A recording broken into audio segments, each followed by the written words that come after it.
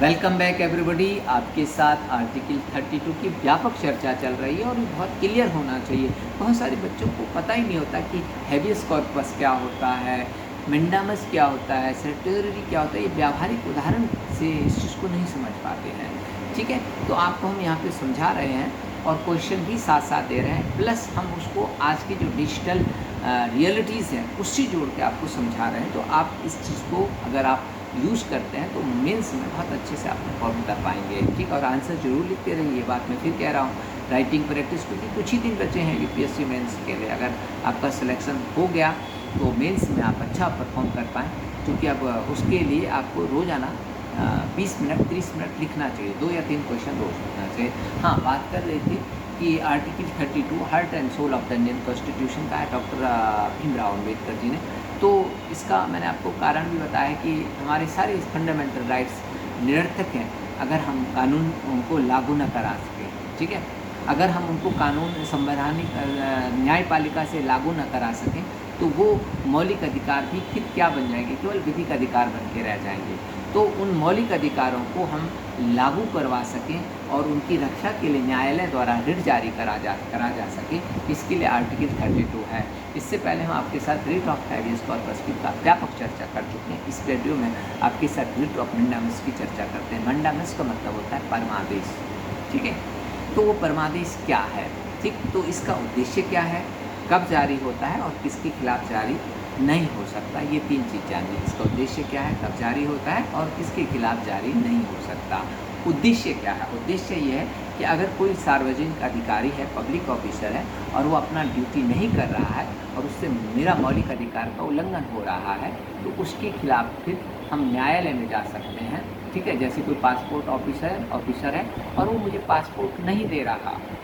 ठीक है, कोई टेक्निकल कारण है, डिले कर रहा है, अननेसेसरी डिले कर रहा है, तो उसने मेरी जो फ्री मूवमेंट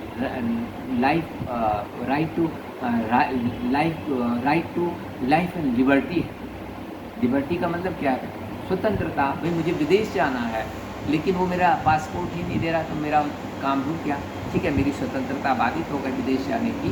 तो उस स्थिति में मैं उस पासपोर्ट अधिकारी के खिलाफ जाकर मंडामस जारी करा सकता हूँ। परमादेश की काम करो, मंडामस का मतलब का ये काम करो, तुम्हारी ड्यूटी है। ठीक है, किसके खिलाफ जारी नहीं हो सकता? राष्ट्रपति के खिलाफ जारी नहीं हो सकता, राष्ट्रपति के खिलाफ, राज्यपालों के खिलाफ और निजी व्यक्ति के खिलाफ भी जारी नहीं हो सकता। ठीक है, अगर किसी कंपनी वाले मुझे काम नहीं दे रहे, ठीक है, जैसे मैं इंटरव्यू देने गया रिलायंस में, ठीक है, या टीसीएस में, और उन्होंने 3-4 महीने तक कोई मुझे रिप्लाई नहीं दिया कि मेरा सिलेक्शन हुआ कि नहीं हुआ, और मैं जाकर कोर्ट में कहूँ कि मंडामस जारी करूँ, तो नहीं होगा। समझ रहे? Only for the public officers, only for the constitutional authorities हम मंडामस जारी करा सकते हैं। हाँ, आज क्या महत्व है इसका डिजिटल युग में? बिल्कुल बहुत महत्व है। ठीक, क्योंकि आजकल क्या हो गया है कि अधिकतर ऑनलाइन सर्विसेज हो गई हैं। तो ऑनलाइन सर्विसेज, चाहे लाइसेंस की हो, ड्राइविंग लाइसेंस हो, चाहे आपका पासपोर्ट हो, चाहे आपका राशन कार्ड हो, चाहे आपका जाति प्रमाण पत्र हो, कोई भी सेवा है वो हमें ऑनलाइन मिलती है।